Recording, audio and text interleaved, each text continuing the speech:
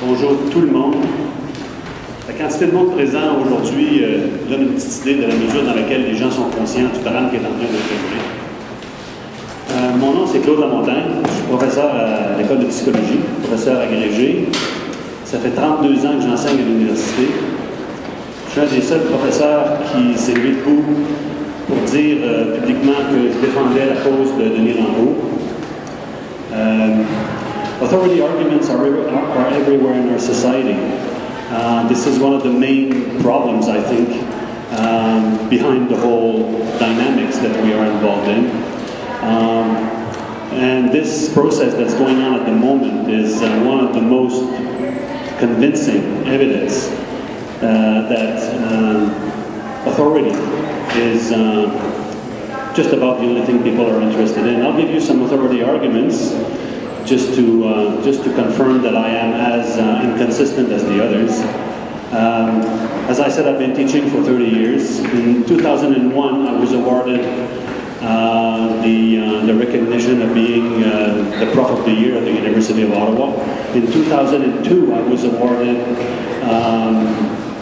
the recognition to be one of the best 10 profs in Ontario, and in 2003 I was awarded the 3M Teaching Fellowship, which means that in Canada I was recognized as one of the 10 profs that year that got, the greatest amount of support from the students as being someone who makes a difference.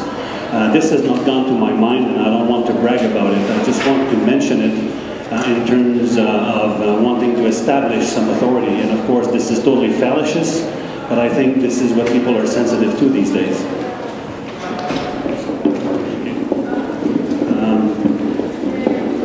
So I am recognized as one of the profs that students seem to appreciate. I'm not sure I really understand why. I think it has nothing to do with my ability to teach, because like the other profs, I think I'm mostly incompetent in teaching. Most of the powerful ideas that I would like to share with my students, I end up realizing that I cannot share them within the 13 weeks of one sessional class. And maybe what makes the difference between me and some others is that I am more aware than most of how appalling I am as a teacher. Now, of course, I've been spending some energy, I think a lot of energy, trying to make that understood and known to people. I'm a cognitive scientist, in terms of my disciplinary training. I was trained in artificial intelligence. All my life, I meditated and tried to figure out a little more about how we understand things, and especially how we learn. And I can tell you that in 1009, whether you put it in the context of what we know in neurology, or what we know in terms of artificial intelligence, or any other discipline that addresses how we think, I can tell you that we are still embryonic in our understanding of what learning is all about.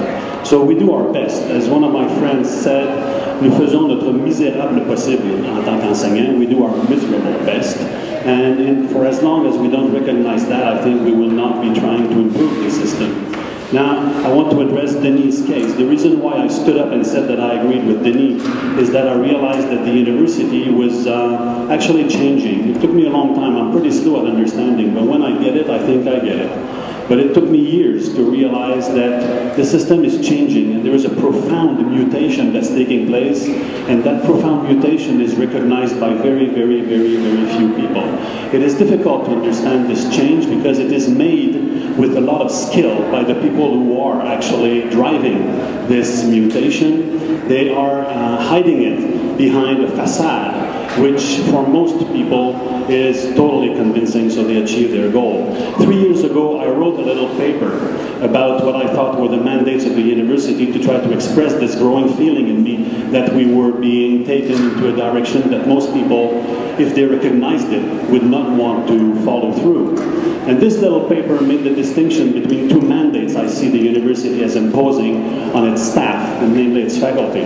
And the first mandate, of course, is the one that they make a lot of publicity about, which is education. We're here to educate. Some people have addressed that. We're here to make people realize things, grow. We're here to teach. We're here to bring people beyond their current level of understanding and turn them into people that have more knowledge and more wisdom. This is the educational mandate. We also have a second mandate that we have to implement, and this mandate is rank ordering the students, because the society needs it. This is why a lot of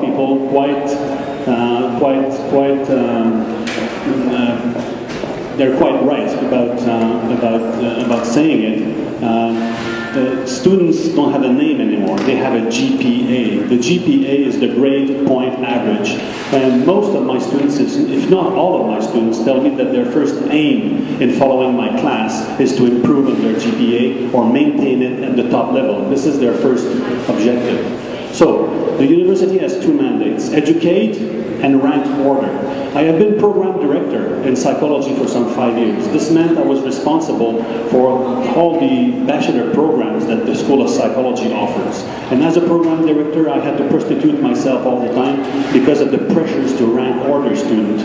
All the decisions I took were decisions that ran against my ideals and my understanding of how the learning process takes place. So I understand the pressures that exist for the administration to put a priority on rank ordering students. But as I was doing that, I was realizing how absurd the whole system is becoming. So in this little paper, as I was making the distinction between the mandate to educate and the mandate to rank order students, I was arguing that in fact the university has absolutely, I'm sorry, I don't want to call it the university because we are the university. I mean the higher administration, the people that are responsible for managing the masses of students that pour into the university.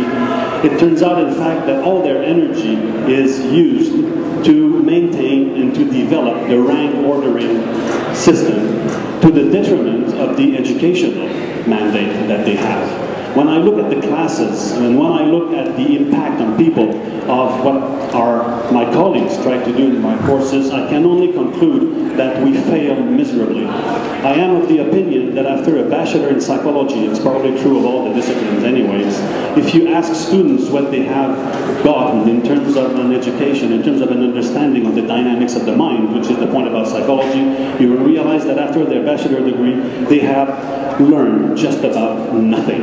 As most people are saying, they cram and they spit out at the exam and they flush the buffers in order to make more room for the next subject matter that will be remembered. They don't learn anything. They go through hoops. They jump over hurdles that in fact allow us as profs and the administration of the university as the managing body to rank order the students. Now I will just finish my contribution, my offering today by telling you about what I wrote 3 years ago in this paper. I said that if you told the administration that in your class people are learning nothing, it will not affect them in the slightest. They don't give a damn. But if you tell them that you refuse to rank order your student, I wrote in the article, they will react immediately and violently.